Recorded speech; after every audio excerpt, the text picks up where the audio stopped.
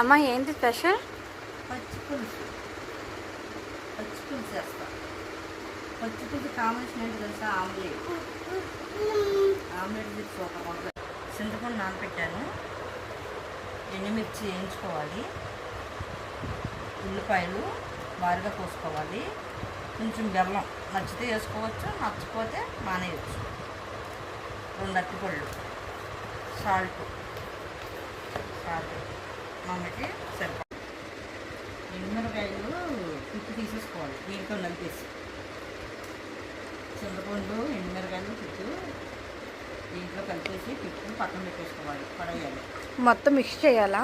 Mix చేయాలి.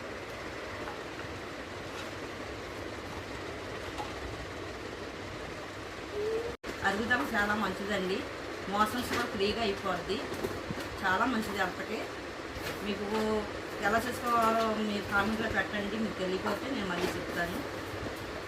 పూర్తి video పెడతానండి.